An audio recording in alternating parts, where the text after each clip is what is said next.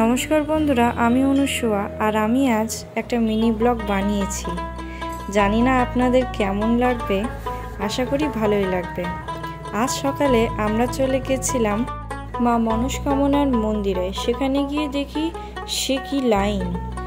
অনেকক্ষণ দাঁড়ানোর পর প্রায় 1 ঘন্টা পরই আমরা ভিতরে ঢুকতে পেরেছিলাম। আজ নববর্ষর সাথে সাথে মা মঙ্গলচণ্ডীর ব্রতও পড়েছিল, বৈশাখ মাসে প্রথম মঙ্গলবার। তাই আর দেরি করলাম না, ঘন্টা বাজিয়ে মায়ের কাছে চলে গেলাম মাকে দর্শন করতে। অনেক ভিড়, কষ্ট করে দর্শন করেছিলাম। তারপর বেরিয়ে আমরা বাড়ির জন্য রওনা হলাম।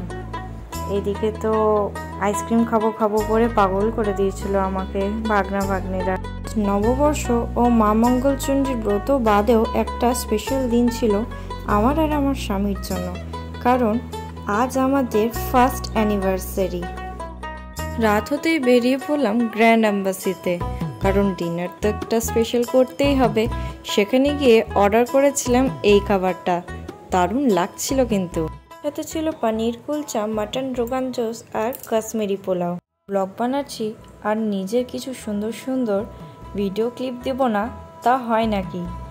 প্রত্যেক মেয়েরাই এরকম কিছু কিছু ক্লিপ তুলে রাখে, তাই আমার স্বামীও লেগে পড়লো আমার জন্য ভিডিও বানাতে। নতুন বছরের শুরুটা কাটলো ভক্তি, ভালোবাসা আর আনন্দ দিয়ে। এবারের মতন এখানেই শেষ করছি, দেখা হবে পরের গল্পে। টাটা।